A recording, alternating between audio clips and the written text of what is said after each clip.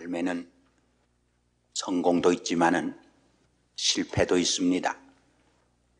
삶에는 화창하고 아름다운 날들도 있지만은 비바람이 불고 눈보라가 치며 광풍이 일어나는 날들도 있습니다. 삶에는 내 뜻대로 되는 날들도 있지만은 내 뜻대로 안 되는 날들도 많습니다. 삶에는 형통한 날들도 있지만은 공고의 날들도 많습니다. 근데 우리 인간은 연약해서 성공하고 형통할 때는 기뻐하고 감사할 수 있지만은 실패하고 곤고한 날이 부닥칠 적에 낙심하고 좌절하는 것이 인간입니다. 그럼에도 불구하고 인간의 참된 가치는 성공의 날들보다 형통의 날들보다 이 공고한 날들과 실패의 날들을 어떻게 대처하느냐에 따라서 결정됩니다. 보통 사람들은 곤고한 날이 부닥치고 실패의 날이 부닥칠 적에 낙심하고 좌절합니다. 그러나 참 지혜로운 사람은, 참 믿음의 사람은 똑같은 사건들이지만은 새로운 눈으로 바라볼 줄 압니다. 새로운 시각으로 그것을 바라봅니다. 이것을 우리 기독교적인 용어로 빌린다면은 믿음의 눈으로 보고 하나님의 눈으로 봅니다. 그때 그 실패와 고통을 통해서 창조적인 역사가 일어나게 됩니다. 그러므로 전도서 기자는 지혜는 재물보다 귀하다고 말합니다. 재물은 돈보다 가치 있는 것이라고 말합니다. 이것이 바로 지혜로운 사람과 미련한 사람의 차이입니다. 크리스찬과 넌 크리스찬의 차이가 되는 것입니다. 우리 믿음의 사람은 역사 속에서 섭리하시는 하나님의 손길을 바라봅니다. 우리의 삶 속에서 섭리하시는 하나님의 손길을 바라보게 됩니다. 그러므로 형통하든 실패하든 그 속에서 나를 향한 하나님의 섭리를 바라보며 살아가는 것입니다. 그때 우리가 발견할 수 있는 진리가 하나 있습니다. 그것은 하나님께서 우리의 삶 속에 항상 형통한 날만 허락하시는 것이 아니고 곤고한 날도 허락한다고 하는 사실입니다. 우리의 삶 속에 늘 곤고한 날들만 허락하시는 하나님이 아니고 형통의 날도 허락하는 하나님이라고 하는 것을 깨닫게 됩니다. 우리가 이것을 깨닫는다고 하는 것은 대단히 중요합니다. 이것을 깨달을 적에 우리는 우리의 삶에 대해 근본적으로 다른 삶의 자세를 취할 수 있게 됩니다. 그것은 형통한 날에도 목에 힘을 주고 뽐내지 아니하고 오만하지 아니하며 겸손함으로 감사하며 주님을 섬기게 됩니다. 공고한 날에도 좌절하고 낙심하지 아니하고 새로운 소망 속에서 전진하고 성숙해 가는 것입니다. 사실 우리의 삶 속에 형통한 날들만 주면은 얼마나 좋을까 그런 생각을 하지만은 그것이 그럴 수도 없지만은 그렇게 된다고 해도 좋은 것이 아닙니다. 햇볕만 내리 쪼이면은 사막이 이루어집니다. 비가 가끔 와야 거기 오아시스가 생성되어지는 것입니다. 우리의 삶도 꼭 마찬가지입니다. 우리의 삶 속에 늘 형통한 날만 있으면 우리의 삶이 사막으로 변합니다. 때로는 질병도 앓고 실패도 하고 공고도 당하기에 오히려 눈물 어린 감사와 감격 속에 인생을 살아가게 되는 것입니다.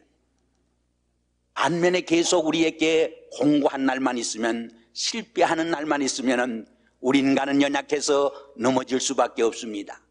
우리는 그 자리에서 일어설 수 없게 되는 것을 우리는 솔직히 고백하지 않을 수 없습니다. 그러므로 하나님께서는 우리의 삶 속에 형통한 날들과 곤고한 날들, 이 두 가지를 병행케 함으로 우리의 인격 속에, 우리의 삶 속에 하나님의 형상을 빚어가고 우리를 더 하나님의 귀한 그릇들로 만들어가는 것을 우리는 수없이 체험하게 됩니다. 우리의 삶 속에 형통한 날만 있을 적에 오히려 그것이 저주가 될 수 있습니다. 오히려 그것이 죽음이 될 수 있습니다. 그러나 공고한 날을 허락하심으로 우리의 삶 속에 오히려 오아시스를 만들어주시는 하나님의 섭리와 경륜을 여기에서 깨달을 수 있습니다. 그래서 욥은 말합니다. 나의 가는 길을 오직 그가 아시나니 그가 나를 단련한 후에 나는 정금같이 나오리다. 하나님은 이사야 선지를 통해서도 내가 너를 연단할 적에 은처럼 하지 아니하고 풀무 속에서 선택했다고 말을 합니다. 무슨 말을 우리에게 들려주고 있습니까? 하나님께서는 고난의 용광로를 통해서, 고난의 풀무를 통해서 우리의 인격 속에 하나님의 위대한 형상을 빚어주시고 하나님의 더 큰 그릇들로 찌어가시는 모습을 깨달을 수 있다고 하는 것입니다. 그러므로 역사 속에서, 그리고 우리의 삶 속에서 행사하시는, 섭리하시는 하나님의 손길을 바라보는 우리 크리스찬들은 형통한 날에는 기뻐하고 공고한 날에는 생각하며 사는 삶이라고 전도서 기자는 우리에게 말합니다. 우리가 얼핏 생각하면은 형통한 날에 기뻐한다고 하는 것은 당연한 것 같고 쉬운 것 같이 생각됩니다. 그러나 사실은 그렇지도 않습니다. 많은 사람들이 형통한 날에 오히려 불평하고 불만하고 교만하고 오만에 빠져서 그릇된 길로, 잘못된 길로 빠져드는 모습을 봅니다. 한 연구 논문에 의해도 물질적으로 풍요하고 잘 사는 사람들이 가난한 사람보다 더 행복하고 마음에 기쁨이 있을 것이라고 전제하고 연구를 해봤는데 결과는 정반대로 나왔습니다. 오히려 물질적으로는 가난하지만은 행복하게 사는 사람들이 더 많이 있다고 하는 것을 깨달은 것입니다. 이것은 무엇을 우리에게 말해줍니까? 행복은 외적 여건에 있는 것이 아닙니다. 물질적 풍요에 반드시 있는 것만은 아닙니다. 오히려 행복은 우리의 마음의 상태입니다. 우리의 내적 삶에 있는 것을 우리에게 말해줍니다. 사실 우리가 성경을 읽어보고 기독교 역사를 살펴봐도 성공하고 출세할 적에 하나님께 영광을 돌리고 하나님의 뜻을 성취하고 하나님 앞에 감사하며 살 수 있었던 것 같이 느껴지지만은 오히려 성공하고 출세할 적에 오만하고 교만해져서 하나님의 법도를 떠나고 자행자질함으로 죄악에 빠져들어서 오히려 하나님의 심판을 받게 된 사람들을 많이 보게 됩니다. 오히려 역경과 고난 속에서 하나님 앞에 미어달려 순수한 믿음을 가지고 하나님과의 깊은 영적 사귐 속에 살아간 사람들을 우리는 많이 보게 됩니다. 그러므로 형통한 날에 기뻐하란 말은 대단히 평범한 말 같지만은 우리에게 주시는 중요한 하나님의 교훈이 담겨져 있는 것입니다. 그리고 계속해서 전도서 기자는 곤고한 날에 생각하라고 말합니다. 여기 곤고한 날은 우리가 사업에 실패를 하고 우리의 가정에 어려움이 찾아오고 우리가 학업에 실패를 하고 혹은 인간관계에서 상처를 입고 혹은 질병에 걸리기도 하고 혹은 여러 가지 역경과 시험에 부닥치는 것을 말합니다. 이렇게 될 적에 보통 인간들은 몹시 좌절합니다. 이런 시험을, 이런 곤경을 나만이 당한다고 생각합니다. 그렇기 때문에 그 고통과 시험이 더욱더 커집니다. 두 번째로 이 시험에서 내가 이제는 헤어날 수 없고 파멸을 당할 수밖에 없다고 생각을 합니다. 그러므로 더욱더 깊은 시면의 올무에 빠져듭니다. 우리의 삶에 있어서 고난이 가장 큰 원수는 아닙니다. 실패가 가장 큰 원수가 되어지는 것이 아닙니다. 그 고난에서 헤어날 수 없는 용기를 상실하는 것입니다. 그 시험에서, 그 실패 속에서 다시 일어설 수 없는 용기를 상실하는 것입니다. 그러므로 고난과 실패가 우리의 최종적인 원수는 아닙니다. 그 고난과 실패에서 실패하는 것이 참으로 최종적인 실패가 되는 것을 우리는 기억을 해야 합니다. 그리고 이러한 고난과 실패 속에 있을 적에 이 고난과 실패에서 나를 도와줄 사람이 아무도 없다고 생각을 합니다. 그러나 그것은 잘못된 생각입니다. 그것은 착각입니다. 우리가 곤고한 날에 좀 조용히 깊이 묵상을 해보면은 이 고난이라고 하는 것은 나 홀로 당하는 역경과 시험이 아닙니다. 모든 사람들이 당하는 고난과 시험인 것입니다. 아니, 우리 주변을 찾아볼 적에 나보다 더 큰 고통과 시험을 당하는 분들이 얼마나 많이 있는가를 깨닫고 발견하게 됩니다. 그리고 이 고난을 내가 헤어날 수 없다고, 이 고난에서 내가 파멸당할 수밖에 없다고 생각하지만은 그렇지 않습니다. 성경은 분명히 우리에게 약속해 줍니다. 우리가 감당할 수 있을 만한 시험과 시련을 허락하신다고 하나님은 말씀합니다. 우리가 또한 시험을 당할 적에 분명히 피할 길을 허락해 주신다고 약속해 주고 있습니다. 뿐만 아니라 우리가 고난을 당하고 시험을 당할 적에 아무도 나를 도와줄 사람이 없다고 생각하지만은 하나님은 우리의 고난 속에서도 성령으로 찾아와 역사하고 계십니다. 우리가 고통당할 적에 그 고통에 주님의 친히 동참하고 계심을 우리는 기억합니다. 아니, 이 고통 속에서 오히려 나를 향한 성숙한 삶을 위해서 역사하고 계시는 것을 발견할 수 있게 되는 것입니다. 요한복음 9장 1절 이하에 보면은 제자들과 예수님이 길을 가다가 나면서 소경된 불구자를 만납니다. 제자들이 선생님을 향하여서 저가 소경된 것이 자기 자신의 죄 때문입니까? 혹은 부모의 죄 때문입니까? 질문을 던집니다. 전통적으로 유대인들은 우리가 고통을 당하고 어려움을 당하는 것은 죄의 대가라고 생각했습니다.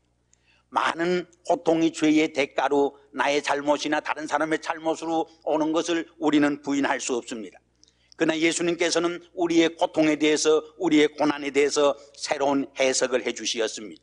그것은 자기 자신의 죄 때문도 아니고 혹은 부모의 죄 때문도 아니고 하나님의 하시고자 하는 일을 나타내시기 위함이라고 분명히 말씀했습니다. 하나님께서는 우리의 고통을 통해서도 분명히 무엇인가 역사하고 계심을 우리에게 말씀해 줍니다. 때로는 형통보다 우리의 고통을 통해서, 우리의 실패를 통해서, 우리의 시험을 통해서 더 크게 역사하는 하나님의 은총과 사랑을 우리가 체험할 때가 얼마나 많이 있습니까? 고통을 환영할 사람이 별로 없습니다. 고통은 우리 인간을 밑바닥으로부터 흔들어 놓고 우리 인간 존재를 무참히 파괴하는 무서운 힘이 있는 것을 우리는 알고 있습니다. 그러나 그 고난을 믿음의 눈으로 바라보고 그 고난 속에서도 우리의 사랑의 하나님이 나를 위해서 역사하고 계신다고 하는 그 믿음의 눈으로 바라볼 적에 우리는 고난의 광풍을 타고 더 하늘 높이 나를 수 있는 것입니다. 우리는 고난의 파도를 헤치고 더 멀리 항해 갈 수 있는 것입니다.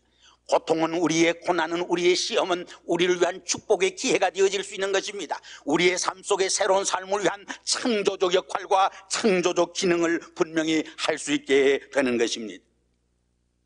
우리가 성경을 읽어봐도 하나님께서 들어쓴 큰 위대한 인물들은 그저 무풍지대에서 나약하게 성장한 사람들이 아닙니다.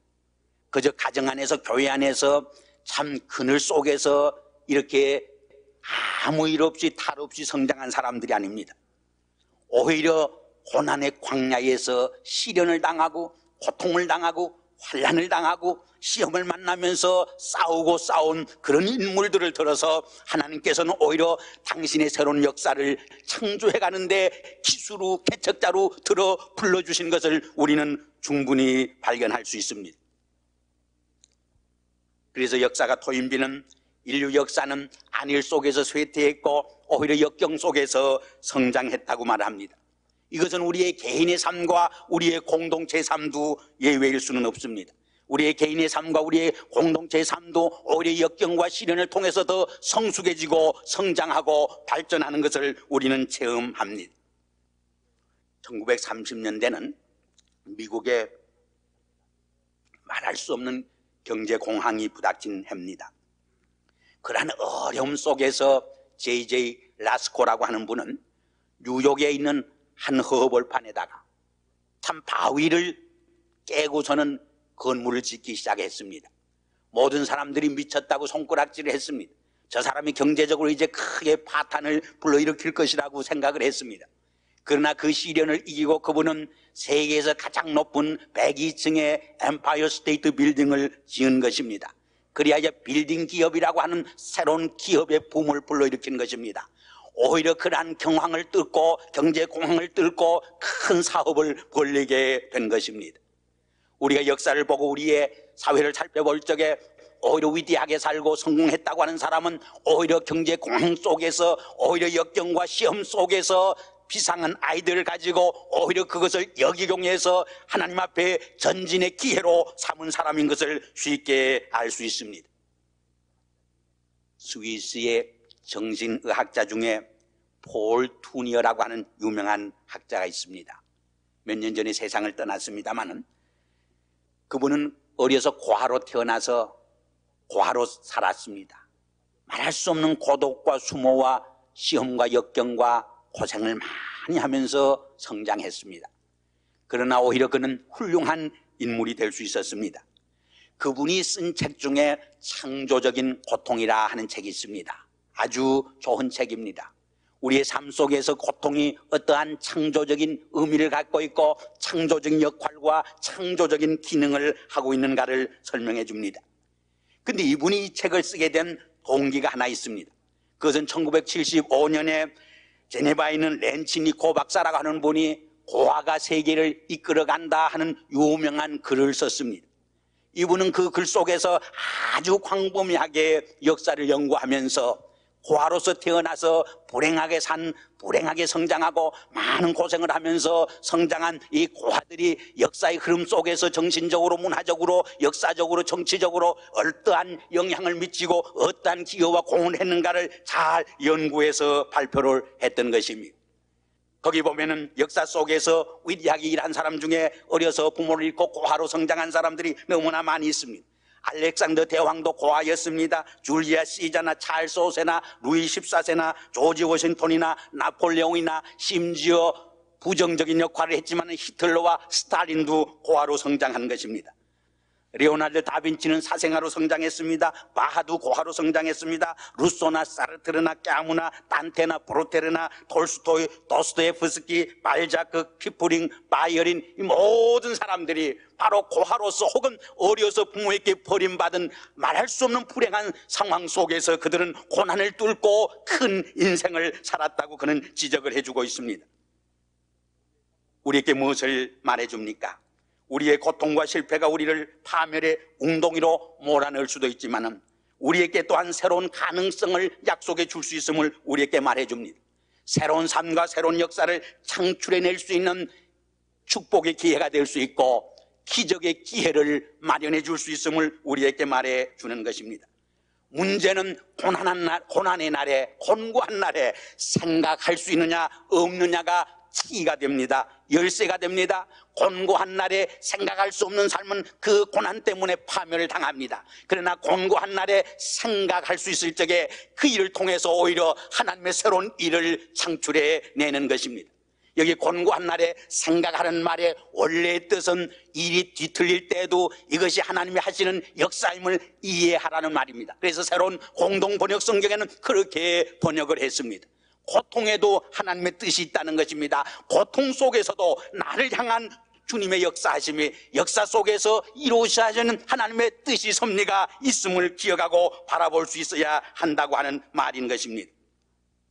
그때 고통은 우리를 향한 창조적인 기회가 되고 창조적인 역할을 할 수 있게 된다고 하는 말입니다. 그러므로 사도 바울은 우리가 환난 속에서도 기뻐하노니 환난은 우리에게 연단은 우리에게 인내는 우리에게 소망을 이루는 줄 알미라고 했습니다. 야고보 선생도 너희가 여러 가지 시험을 만나거든 온전히 기쁘게 여기라고 했습니다. 그것은 시련의 믿음의 시련이 우리에게 연단은 또한 우리에게 인내를 통해서 우리의 삶을 온전히 이루기 때문이라고 했습니다. 이야기 하나 하고 제 말을 끝내려고 합니다. 위어스비라고 하는 아주 성공적인 목회자가 있습니다. 어느 날 그의 비서가 교통사고가 나서 남편이 크게 다치고 이 비서도 많이 다쳤습니다. 그래서 이 비서를 찾아서 이 목사님이 위로를 하게 되었습니다. 자매님, 내가 당신 가정을 위해서 기도를 합니다. 그때 이 비서가 목사님께 물었습니다. 목사님, 도대체 뭐라고 기도를 합니까?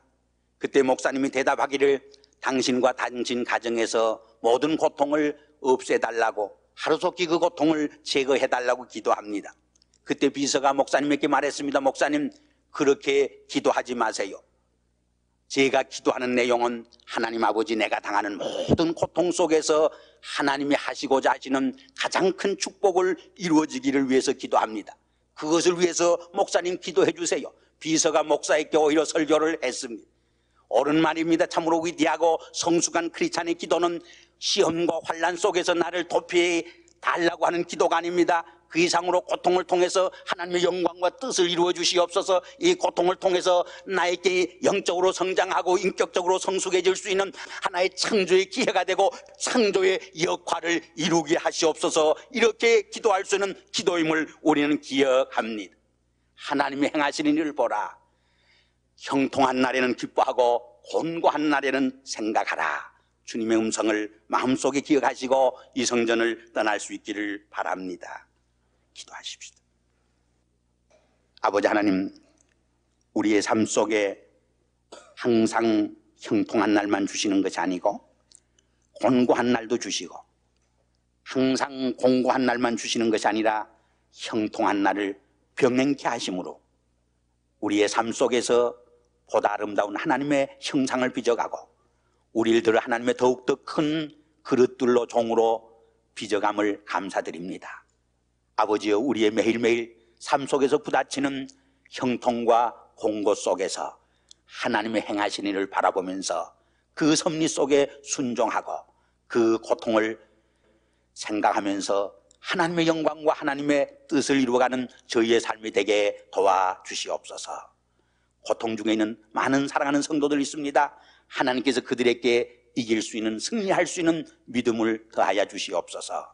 그들의 고통이 변하여 찬송이 되게 하여 주시고 영광이 되게 은총을 베풀어 주시옵소서. 예수님의 이름으로 감사하며 기도하옵나이다. 아멘.